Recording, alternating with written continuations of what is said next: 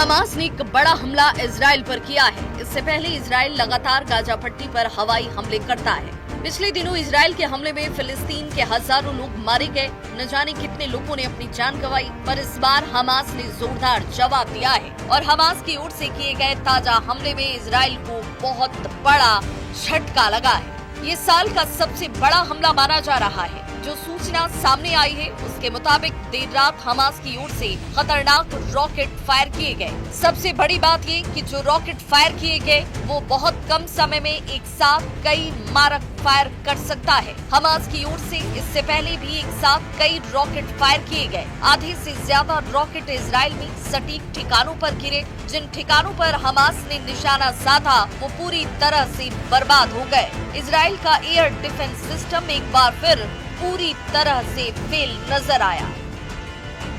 Israel का iron dome system इन rockets को रोक नहीं पाया। इजराइल की ओर से कहा गया कि कई जगह रॉकेट्स गिरे हैं और जिसकी वजह से भारी तबाही मची है और इसकी तस्वीरें, इन हमलों की तस्वीरें सोशल मीडिया पर छाई हुई हैं। हमास की तरफ से की गई बमबारी की तस्वीरें जो है सोशल मीडिया पर छाई हुई हैं और कितनी ज्यादा तबाही मची हुई है वो सब कुछ सोशल मीडिया पर देखा जा सकता है। इन रॉकेट्स अपार्टमेंट और बिल्डिंग पर गिरते हुए दिखाई दिए। हमास की ताजा बमबारी में इजराइल को जबरदस्त नुकसान पहुंचा है। इजराइल ने भी हमास की ओर से की गई बमबारी में नुकसान को स्वीकार किया है। इन हमलों में इजराइल के प्रधानमंत्री बेंजामिन नेतन्याहू सत्ते में हैं। कहा जा रहा है कि इजराइल पर हुए हमले में बहुत ज्यादा तबाही मची है, जान और माल का बहुत नुकसान हुआ है। इसकी सोशल मीडिया में बहुत चर्चा तक हो रही है। कुछ दिन पहले ही इजराइल के प्रधानमंत्री बेंजामिन नेतन्याहू ने अमेरिकी राष्ट्रपति डोनाल्ड ट्रंप से मुलाकात की थी, जिसमें गाजा पट्टी के ताजा हालात पर चर्चा हुई। पर इजराइल के प्रधानमंत्री बेंजामिन नेतन्याहू कोई जवाबी कार्रवाई कर पाते उससे पहले ही हमास ने इजराइल पर जोरदार एयर स्ट्राइक कर दिया। इसकी तस्वीरें जैसे ही सोशल मीडिया पर सामने आई, हर तरफ खलबली मच गई। ये हमले मध्य गाजा के दीर अल बलाह और अश्कलोन और अश्कदोद जैसे इलाकों में हुए। इस हमले में मिडिल ईस्ट में शांति के प्रयासों को गहरा धक्का लगा है। यही नहीं, हमास की ओर से हो रहे इजराइल पर ताबड़तोड़ हमले को रोकने में इजराइल का डिफेंस सिस्टम पूरी तरीके से नाकाम साबित हुआ। ना तो इजराइल का डोम सिस्टम काम आया और ना ही अमेरिका की तरफ से मिला गया हाईटेक डिफेंस सिस्टम काम आया। अब अगर आने वाले वक्त में इजराइल और ईरान का युद्ध होता है तो इजराइल पूरी तरीके से तबाह हो सकता है।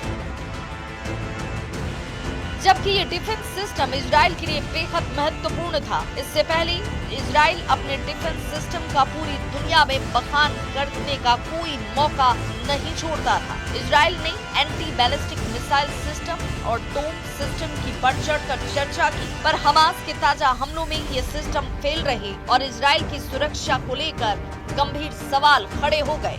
अब हर तरफ यही सवाल उठ रहा है कि आखिर इजराइल का सुरक्षा तंत्र क्यों फेल साबित हुआ। हमास को ऐसे ताकतवर हथियार कहां से मिले जिसने इजराइल में जोरदार तबाही मचाई। गाजा पट्टी में पिछले कुछ दिनों के अंदर इजराइल ने जबरदस्त तबाही मचाई थी। इजराइल की सेना गाजा पट्टी के कई अंदरूनी इलाकों में पहुंची थी। इसके बावजूद हमास ने हार नहीं मानी और इजराइल पर जोरदार बमबारी करके पूरी दुनिया को चौंका दिया।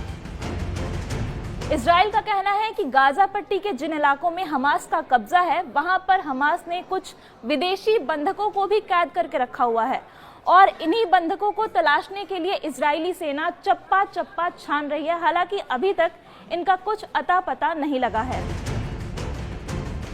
ये भी कहा जा रहा है कि ईरान की ओर से हमास के अल कासिम ब्रिगेड के पास लगातार गोला बारूद की सप्लाई हो रही है। इन हमलों ने साफ संकेत दिया कि हमास झुकने को तैयार नहीं है। हमास ने ये कह दिया है कि इजराइल लगातार हमले करता रहा तो बंधकों की सही सलामत वापसी पर कोई वादा वो नहीं कर सकता है।